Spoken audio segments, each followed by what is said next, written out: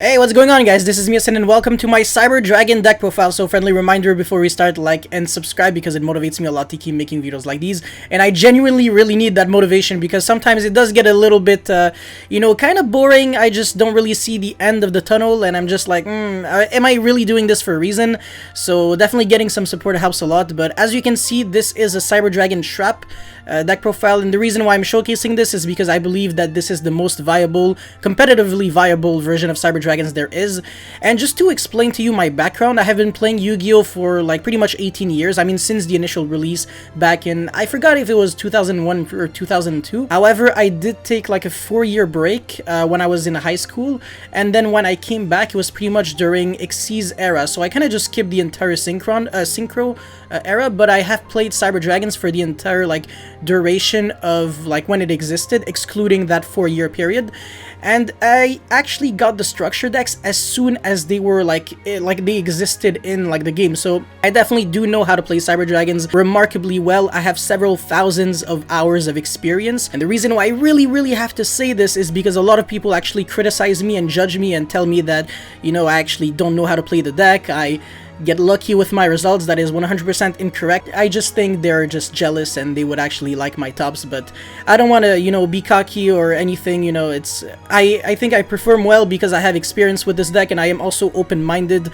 I just deck build Cyber Dragons in order to win but also have fun, whereas some people, they don't really care about winning. They only want to resolve like an OTK, which I think really despicable. Like, you know, it's just not a good way to think about like when you deck build at all. But anyways, so I'm playing one Cyber Dragon, of course. I am playing 2 Galaxy Soldier. That's all you need. And one Cyber Dragon, I mean, that's also all you need. It's definitely a brick. You obviously still want to go second in Cyber Dragons. I don't really see a reason to ever go first unless you're going into like game 2 and 3 against certain decks. You really want to go second. And Cyber Dragon, if you draw multiples, you lose. And if you draw this going first, which obviously will happen a lot because you win only 50% of your dice rolls. If you win your dice roll, a lot of people will actually force you to go first. Fortunately, since this is a trap heavy version, some people are very scared and they will still not actually make you go first, so that's actually nice. But yeah, and also I have a really high win rate even when people force me to go first, so it really doesn't bother me at all. Whereas if I actually played the OTK version, I would probably lose like most of my games when forced to go first, because the best you can do is just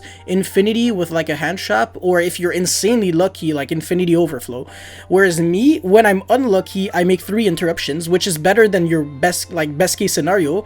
So my worst case is better than your best case, and also my best case scenario is that I actually set up a board that will kill you next turn.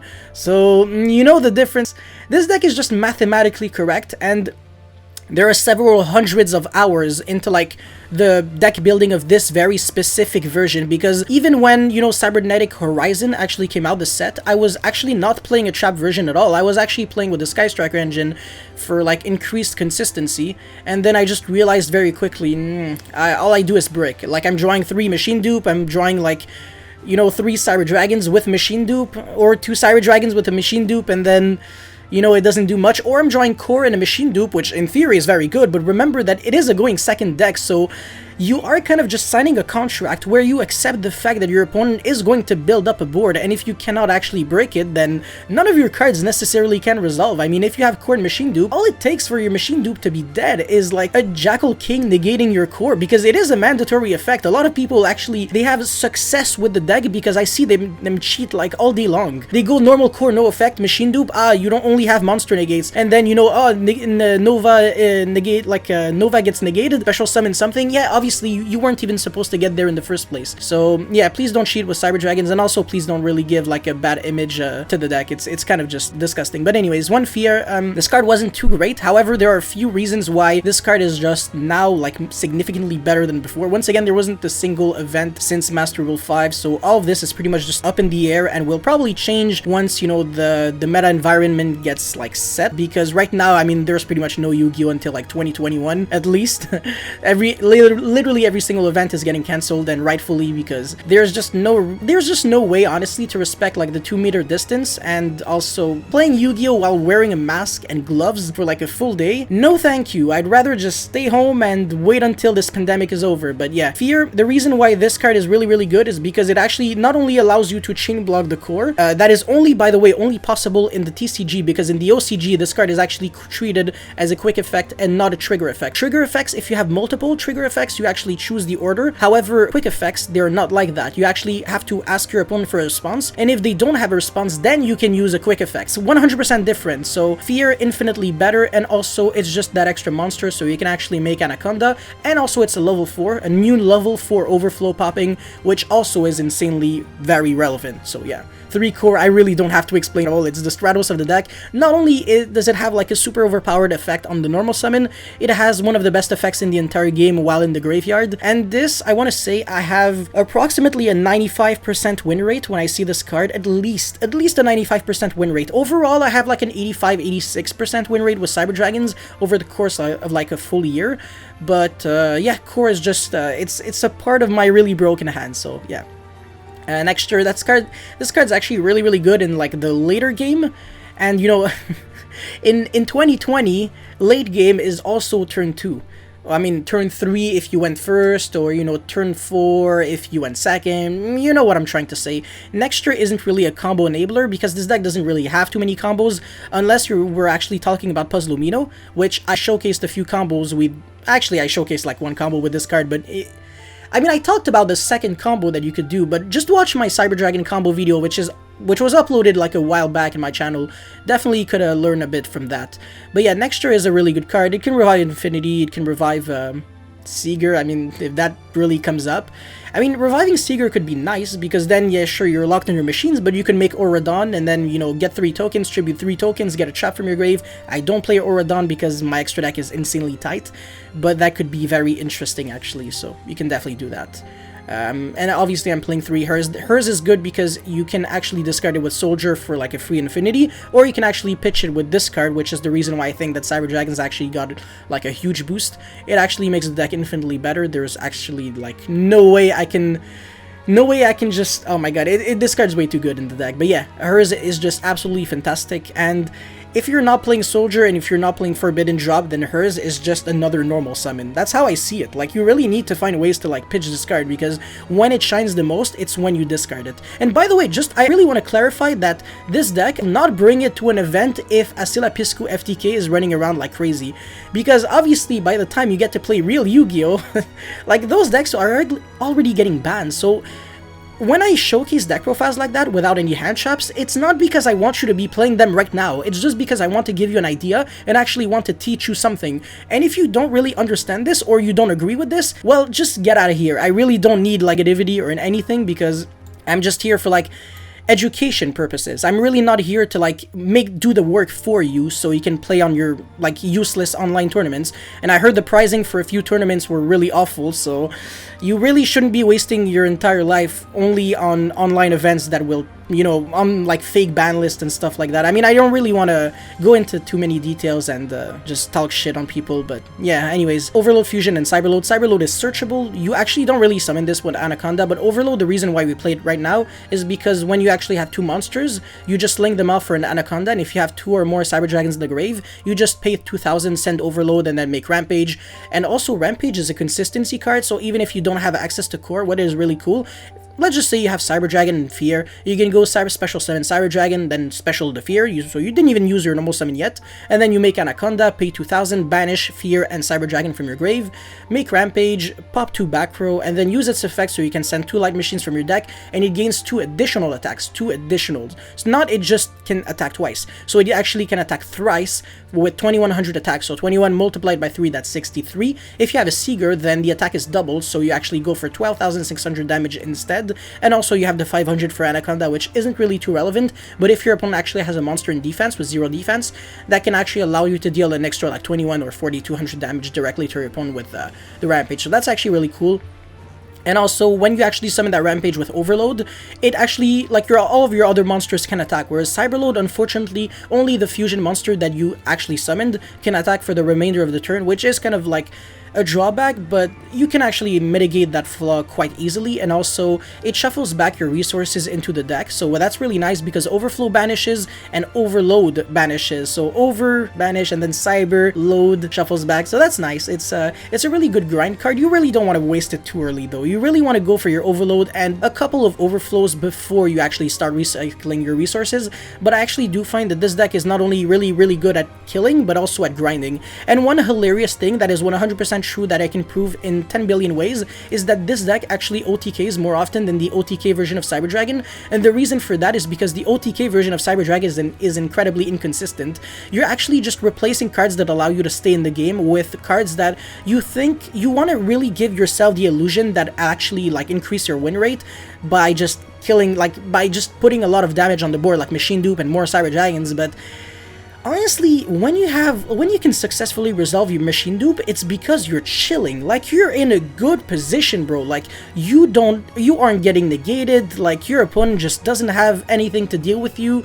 And when you're already winning, you don't need Machine Dupe. It's just overkill. You could have any other good card, and you would still win the game because your opponent doesn't interact with you. So I am just having like a pessimistic like mentality by believing that my opponents will actually have a lot to counter my plays, and that's why I actually build a lot of interactive cards. I mean, I actually have a lot of interactive cards in my deck, like Forbidden Drop, so I can actually win going second, and even when I'm forced to go first, Forbidden Drop is really good. Whereas Dark Ruler No More, obviously, if we force me to go first, that card's really awful. So yeah. Upstart, obviously, when you OTK your opponent, you OTK for 12,600 damage, so giving them 1,000 only, 100% fine, you know? Back in the days, I know there was like a sweet like magic number with Cyber Dragons that allowed you to OTK you for exactly 8,000. It was like Denko Seka, Galaxy Soldier, and 2 lights. I remember this like it was tomorrow, or Akashic Magician instead. Akashic was really cool too, because I would Kaiju my opponent like multiple times. I would go Kaiju, and then Akashic bounce back my Kaiju, Kaiju again, and then I would contact fuse with my own like Kaiju. That was really sweet. And also there was like a really cool Cyber Dragon ABC deck that I made that would actually, basically I remember that an ABC that tagged out could end on Infinity, Double Buster, and like something really cool, and obviously you would OTK for like 15,000, but that's just, you know, I was just doing like all of that just for fun, but it was so cool, man. If you guys are interested, I could definitely do a Cyber Dragon ABC deck real soon. But yeah, so 3 Emergency as well, 1 Repair Plant. Repair Plant searches Galaxy Soldier, Emergency searches everything else. That's one way to put it. Repair Plant is not a starter at all because you need a Cyber Dragon in the grave, a Cyber Dragon, and not just a Cyber Dragon monster. So they're all Cyber Dragon in the grave, however Nova and Infinity are not Cyber Dragons, they're only Cyber Dragon monsters. So another like way I see people cheat is when they go refs, like, no, not ref system, but oh yeah, ref system. Ref system actually forces you to revive a, you know, a Cyber Dragon. So they revive like a Cyber Dragon Infinity from the grave, and I'm like, no, that's not how it works. It's really like a Cyber Dragon, so yeah. 3 MST, I used to play Heavy Duster. I think Heavy Duster isn't all that great right now. I could be wrong though, but MST was nice because if I have MST and Trap Trick, I can go Trap Trick into Overflow and then chain MST on myself. Whereas if I actually had Duster and Trap Trick, I can't really pop my Overflow. Or, I mean, I can, but then if I do that, since I'm locked under 1 trap only, I cannot chain the Overflow and, you know, get max value, so it's just hard to explain. And also MST, sometimes being able to pop like your opponent's card could definitely be like viable, like it could be like what makes you win. So you could pop like a Spoofing, you could pop Conquistador. It's good. Obviously this deck doesn't have like the best Eldritch matchup out there, but game 2 and 3 you can definitely deck build to actually improve it significantly. So yeah, I already explained Forbidden Drop. It's really good, but as you can see, Forbidden Drop actually, it forces you to send monsters from your hand and field, or, I mean, you can also send spells, so you can activate like a spell and then send it while it's on the field, or you can activate just a bunch of traps and then just send all of them in one shot and just get max value. So really good when you're trying to break boards, and obviously if you're going second and you have Upstart, then you have a 40% chance of drawing a 3-of, so 2 games out of 5 you are actually drawing that Forbidden Drop, which is very nice. And also, even if you don't draw Forbidden Drop, this deck is just naturally insanely good at grinding, at just beating boards. It has such a simple game plan that it works all the time. It's actually ridiculous. It's crazy how insanely good that is. And also, even without Kaijus, you still have searchable 3-card combos that allow you to kill a Dragoon through the negate, even if the negate was timed perfectly. Regardless, I might actually even just show this combo. It's just a really nice way of killing Dragoon no matter what. And I might just make a full video on how to beat Dragoon of Red Eyes, because a lot of people are like, there's no way to beat Dragoon of Red Eyes, it's only you Kaiju, you Dark Ruler, you Forbidden Drop, or you prevent it with hand traps on Anaconda, or Ash on Red Eyes Fusion. That's just, you're asking for too much, man. If you have to start playing like 20 cards just so you can beat Dragoon, you're doing everything wrong. I mean, you're not supposed to dedicate your entire deck just for one card, because then your deck becomes so inconsistent and unplayable that you start losing to other things, because Dragoon isn't the main focus of the decks that actually make Dragoon. It's just like a cherry on top, but it's one of the most dangerous floodgates in the game, so yeah. I'm playing 3 Trap Trick as well because I'm playing a lot of, you know, really powerful trap cards. I mean, since I cut Heavy Duster, maybe, you know, maybe I should cut Trap Trick to 2, or just change the MSTs to Duster back again. It's really, everything just keeps changing, so I'm not 100% sure. Like I already said, this is a really good starting point, but not necessarily something that you should copy. I mean, none of my deck lists or deck profiles are anything that you should ever copy. It makes absolutely no sense. But Trap Trick is definitely really good. Overflow, I mean, this card is overpowered. It's way too good.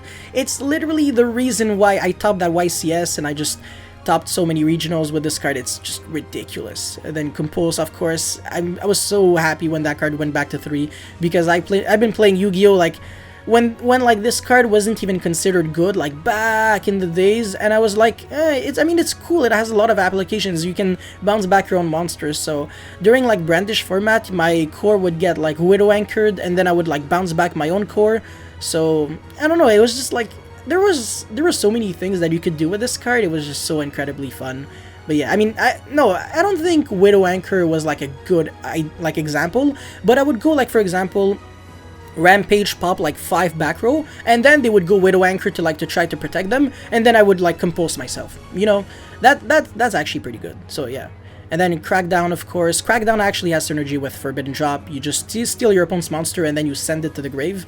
So it's just, it's double value. You get to negate one more card, and also you actually just, it's kind of a free, like, it's a free send because it was your opponent's monster to begin with. So they can't just even try to like Phoenix and then take back their monster and then try to kill you from there. So it's a really good card going second as well, and obviously that's what you're trying to do. Unending Nightmare, I mean, I'll never cut this card. It's way too good. It's good against every single deck in the entire game, including Sekka's light decks. And also, fun fact, by the way, against Danger Thunder, this card would actually allow me to break, like, gigantic 5 negates boards, because their only Omni negate was Hot Red Dragon Archfiend Abyss. So I would go, for example, Overflow, try to pop a lot of cards, and then they would go Hot Red negate, and then I would go Unending Nightmare, pop my own Overflow. So not only do they not negate Overflow, but also I pop all of the monsters on their field, and I get a search. So Unending Nightmare was just ridiculous, and even if your opponent doesn't play any spells or traps, just popping yourself is way too important, so yeah. And Solemn Strike, of course, which is, you know, at this point everyone knows, or everyone should know, that Solemn Strike is overpowered going second, and also it's decent going first. So for the extra deck, 2 Mega Fleets with Master Rule 5. I don't think you'll get to summon Mega Fleet that often, but I mean, I think decks are still like Link summoning quite a lot. Even Adamantia, which technically could, you know, yeah, no, I think even decks that really want to make like only monsters in the main monster zone really have to go through links first. So Mega Fleet is still quite decent. And then 1 Fortress, I don't really... If Orchist were still around, I would actually try to squeeze 2 Fortress and then probably 3 Mega Fleets if there were more Link decks, but I don't know. I remember that the 3rd Mega Fleet came up against Brandish and Salamangreat extremely often, but that's pretty much the only matchups I can think of, and also Orchest for the 2 Fortress, but that's it. 2 Rampage because I'm playing 2 fusion spells. This actually does come up since both of them are searchable, so either you actually go for 1 Rampage and 1 Cyber Eternity, or you go for 2 Rampages. It's really up to you. And Infinity Nova, you don't need to play multiples because very easy to special summon or recycle, honestly. You can banish them and then just put them back into your extra deck. 100% legal because Cyberload actually allows you to shuffle back just Cyber Dragon monsters as well, because Rampage doesn't need like actual Cyber Dragons, it only needs Cyber Dragon monsters. A huge difference, by the way. Like Cyber Dragon Nova and Cyber Dragon Infinity are Cyber Dragon monsters, but they are not Cyber Dragon, like never. Whereas Seeger on the field and in the grave, just like hers, Core, Nexta, and Via, they are actually, it is actually considered a Cyber Dragon, so yeah. But not in the extra deck, obviously, and not in the Banished. Well, I mean, in the Banished it wouldn't matter unless you're trying to make Cyber Twin, but yeah. Seeger is just a fantastic card. I really like it a lot. A lot of people, a lot of decks, I want to say, they actually have to go through like really weird steps in order to defeat Seeger, because it's just like, it's just randomly inconvenient for them to beat a card that can actually boost itself to 42 without expending too many resources. So this card can actually just put people in a weird spot. I like it a lot. And then Puzzlumino, it just allows you to combo and make infinity when you shouldn't. Once again, if you have any comments, I could make an updated Cyber Dragon combo video. So yeah. Union Carrier, this is actually involved in the combo that beats Dragoon, so I am also going to cover this in the video if people request it. So Anaconda, this is a consistency card. Gravity Controller, you could honestly cut it. I don't think it is needed anymore, but I do remember that this card actually allowed me to survive against Kali Yuga, because they would actually struggle to kill me since I would sponge for too much, and the Kali Yuga decks didn't actually make like too many negates. They would just kind of skip your turn, and that's it. So this could honestly be quite logical to, I don't know, to cut right now, because it's no longer really good. And Link Kuribo, even this is not necessarily needed because Anima is kind of just better, and you don't really play tokens, so these two cards you could maybe cut, maybe play, I don't know, third Mega Fleet, second Fortress if you really need that consistency in the grind game, but we'll see. El Mirage, because, you know, you use it for core in order to get that Repair Plant live, and actually, since, you know, you go normal summon and then search Repair Plant, you link it off, and then this can search your soldier, and granted you have Emergency or hers, then you can actually make Infinity, so that's sick. And then Anima is just a really good card. For the idea section, real quick, Nibiru is a good one. Sphere Mode, I play this because I play a lot of trap cards, so even if I play a lot of normal summons, it's not too bad. Cyber Eltonin, this card was the card that actually made my win rate against Spirals ridiculously overpowered. I would just contact Fuse, so that would break the Tri-Gate, and then once their negate, their only negate basically was used up, I would go banish summon Eltonin, and they just had no way to cover like their master plan. And sorry, not master plan. Oh my god, Spiral, oh my god, Spiral Sleeper, I literally just said that like 2 seconds ago, but yeah, you can beat every card in their board, but now that is just kind of not a thing, but that is searchable with Emergency, so if that ever comes up, you know, at least you know how to play, you know you can play Cyber Eltonin. Phantasme, that is a consistency card, I might just have to play it again, honestly. Maybe in the main deck if I would cut like, I don't know about Upstart, but yeah, you could actually find a way to fit in the Phantasmes, honestly. I think it's a really good card. And then Inspector Border, that's actually a bomb. You can search this, and this destroys Outergeist. So there's that, and there's Goes and Match in order to completely destroy that matchup. It's not too bad. Ash, I don't know. You can play hand traps, but hand traps aren't too great. You would only play hand traps in like an FTK format, which technically right now isn't a format anyways. The fact that Konami just releases a ban list that doesn't achieve anything just kind of proves this, so yeah. Lightning Storm, very good card. Duality, I used to play this in Spiral format, not anymore. Mystic Mine, there's so many games that you actually just steal game 1. I would actually main deck Mystic Mine and then I would side it out, because people would actually just bring in Lightning Storm and stuff, and then I would actually just bring like Waking the Dragon, so people would Lightning Storm me and I would flip like Trap Trick, get like one or two more like Waking the Dragons, and then like, you know, they would actually pop everything. I would get like Last Warrior from Another Planet, Ultimate Falcon, and then or Naturia X Stereo, and the game was completely over there. So yeah, evenly you can definitely play this in the main deck, and then Heavy Duster, I already talked about this. So that is pretty much all I had to say and showcase for this deck profile. If you have any comments or feedback, let me know in the comment section below. And once again, don't forget to like and subscribe because it motivates me a lot to keep making videos like these. And that's pretty much all I had to say. Thank you very much. Thank you very much for watching, and I'll see you next time. Peace.